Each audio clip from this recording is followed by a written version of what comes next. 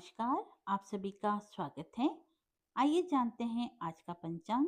आज शनिवार है व दिनांक 8 अगस्त 2026 है। आज श्रावण कृष्ण पक्ष की 10वीं तिथि है जो कि शाम 4:39 तक रहेगी। नक्षत्र रोहिणी, योग ध्रुव, करण विष्ट, पक्ष कृष्ण पक्ष, मास श्रावण मास व विक्रम संवत 2083 है। आज सूर्योदय का समय सुबह 5:46 था व सूर्य अस्त का समय शाम 7:06 है।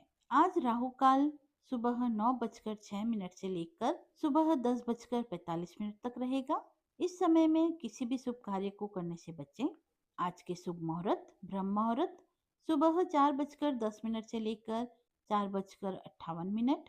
अभिजीत मुहूर्त सुबह 12 बजे से लेकर 12:53 तक। विजय मुहूर्त दोपहर 2:40 से लेकर दोपहर 3:33 तक। गोधूली मुहूर्त शाम 6:42 से लेकर शाम 7:30 तक रहेगा। आइए अब सुनते हैं श्रावण मास महात्म्य अध्याय 10।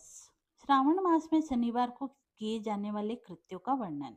ईश्वर बोले, हे सनत कुमार, अब मैं आपसे शनिवार व्रत की विधि का वर्णन करूंगा जिसका अनुष्ठान करने से मंदत्व नहीं होता है। श्रावण मास में शनिवार के दिन नरसिंह, शनि तथा अंजनी पुत्र हनुमान, इन तीनों देवताओं का पूजन करना चाहिए। दीवार पर अथवा स्तंभ पर नरसिंह की सुंदर प्रतिमा बनाकर हल्दी युक्त चंदन से और नीले, लाल तथा पीले सुंदर पुष्पों से लक्ष्मी सहित जगतपति नरसिंह का भली भांति पूजन करें। उन्हें खिचड़ी का नैवेद्य तथा कुंजर नामक शाक का भोग अर्पण करें। उसी को स्वयं भी ग्रहण करें और ब्राह्मणों को भी खिलाना चाहिए। तिल का तेल और घृत स्नान भगवान नरसिंह को प्रिय है। शनिवार के दिन तिल सभी कार्यों के लिए प्रशस्त है। शनिवार के दिन तिल के तेल से ब्राह्मणों तथा सुहासिनी स्त्रियों को उपटन करना चाहिए और कुटुंब सहित संपूर्ण शरीर में तेल लगाकर स्नान करना चाहिए व उड़द का भोजन ग्रहण करना चाहिए। इससे भगवान नरसिंह प्रसन्न होते हैं। इस प्रकार श्रावण मास में चारों शनिवार इस व्रत को करना चाहिए। जो इस व्रत को करता है उसके घर में लक्ष्मी पूर्ण रूप से स्थिर रहती है व धन धान्य की समृद्धि होती है। पुत्रहीन व्यक्ति पुत्र वाला होता है और इस लोक में सुख भोग कर अंत में वैकुंठ को जाता है। नरसिंह भगवान की कृपा से मनुष्य की दिशाओं में व्याप्त रहने वाली उत्तम कीर्ति होती है। हे सौम्य, मैंने आपसे नरसिंह का यह उत्तम व्रत कहा। हे सनत कुमार, अब शनि की प्रसन्नता के लिए जो करना चाहिए वह सुनो। एक लंगड़े ब्राह्मण और उसके अभाव में किसी ब्राह्मण के शरीर में तिल का तेल लगाकर उसे उष्ण जल से स्नान कराना चाहिए और श्रद्धा युक्त होकर नरसिंह के लिए बनाए गए अन्न को उसे खिलाना चाहिए। तत्पश्चात तेल, लोहा, काला तिल, काला उड़द, काला कंबल प्रदान करना चाहिए। इसके बाद व्रती यह कहे कि मैंने यह सब शनि को प्रसन्न करने के लिए किया है, शनिदेव मुझ पर प्रसन्न हो। तदंतर तिल के तेल से शनि का अभिषेक करना चाहिए। उनके पूजन में तिल तथा उड़द के अक्षत प्रशस्त माने गए हैं। हे मुने, अब मैं शनि का ध्यान बताऊंगा, सावधान होकर सुनो। शनिश्चर कृष्ण वर्ण वाले हैं, मंद गति वाले हैं, काश्यप गोत्र वाले हैं, सौराष्ट्र देश में उत्पन्न हुए हैं, सूर्य के पुत्र है, वर प्रदान करने वाले हैं, दंड के समान आकार वाले मंडल में स्थित है, इंद्रनील मणि तुल्य कांति वाले हैं, हाथों में धनुष, बाण, त्रिशूल धारण किए हुए हैं, गिद्ध पर आरूढ़ है, यम उनके अधिदेव है, ब्रह्मा उनके प्रत्यधिदेवता है। ये कस्तूरी, अगुरु का गंध तथा गूगल का धूप ग्रहण करते हैं। इन्हें खिचड़ी प्रिय है। इस प्रकार ध्यान की विधि कही गई है।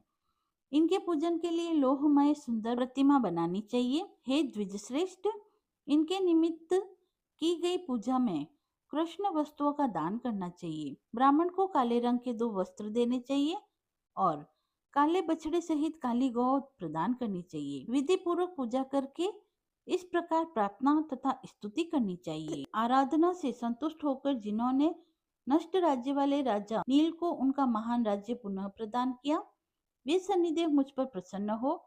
नील अंजन के समान वर्ण वाले, मंद गति से चलने वाले और छाया देवी तथा सूर्य से उत्पन्न होने वाले उन शनिश्चर को मैं नमस्कार करता हूँ।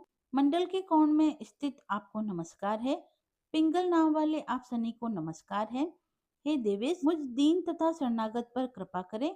इस प्रकार स्तुति के द्वारा प्रार्थना करके बार बार प्रणाम करना चाहिए। 3 वर्णों ब्राह्मण, क्षत्रिय, वैश्य के लिए शनि के पूजन में शनो देवी इस वैदिक मंत्र का प्रयोग बताया गया है और शूद्रों के लिए पूजन में नाम मात्र का प्रयोग बताया गया है। जो व्यक्ति दत्तचित्त होकर इस विधि से शनिदेव का पूजन करेगा उसे स्वप्न में भी शनि का भय नहीं होगा। हे विप्र, जो मनुष्य श्रावण मास में प्रत्येक शनिवार के दिन भक्ति पूर्वक इस विधि से इस व्रत को करेंगे उन्हें शनिश्चर कृत लेस मात्र भी कष्ट नहीं होगा। जन्म राशि से पहले, दूसरे, चौथे, पांचवें, सातवें, आठवें, नौवें तथा 12वें स्थान में स्थित शनि सदा कष्ट पहुंचाते हैं। शनि की शांति के लिए समअग्नि इस मंत्र का जप करना चाहिए। उनकी प्रसन्नता के लिए इंद्र नीलमणि का दान करना चाहिए। हे सनत कुमार, इसके बाद अब मैं हनुमान जी की प्रसन्नता के लिए विधि का वर्णन करूंगा।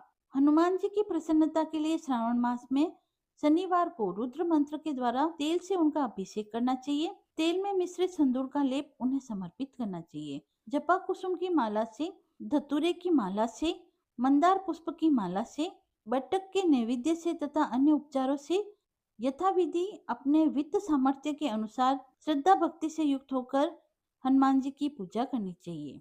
तत्पश्चात बुद्धिमान को चाहिए कि हनुमान जी की प्रसन्नता के लिए उनके 12 नामों का जप करें। हनुमान, अंजनी सुत, वायुपुत्र, महाबल, रोमेष्ट, फाल्गुन सखा, पिंगाक्ष, अमित विक्रम, उद्दीक्रमण, सीता शोक विनाशक, लक्ष्मण प्राणदाता और 10 ग्रीव दर्पहा। ये 12 नाम है। जो मनुष्य प्रातःकाल उठकर इन 12 नामों को बढ़ता है उसका अमंगल नहीं होता और उसे सभी संपदा सुलभ हो जाती है। इस प्रकार श्रावण मास में शनिवार के दिन वायुपुत्र हनुमान जी की आराधना करके मनुष्य वज्र तुल्य शरीर, निरोगी तथा बलवान हो जाता है। अंजनी पुत्र की कृपा से वह कार्य करने में वेगवान तथा बुद्धि वैभव से युक्त हो जाता है। उसके शत्रु नष्ट हो जाते हैं, मित्र की वृद्धि होती है और वह वीरशाली तथा कीर्तिमान हो जाता है।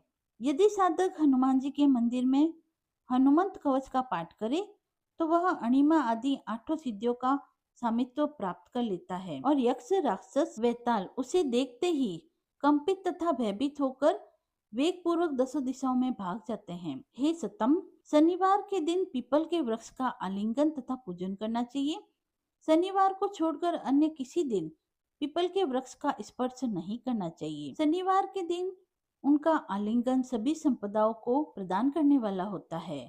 प्रत्येक मास में 7 वारों में पीपल का पूजन फलदायक है, किंतु श्रावण में यह पूजन अधिक फलदायक है।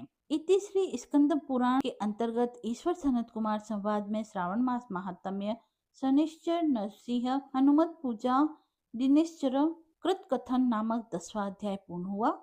यदि यह आपको पसंद आया हो तो आप कमेंट बॉक्स में ओम सन शनश्चराय नमः, ओम हम हनुमंते नमः या नरसिंह भगवान की जय लिखकर अपनी भक्ति को व्यक्त करें। मिलते हैं अगले वीडियो में, तब तक के लिए धन्यवाद।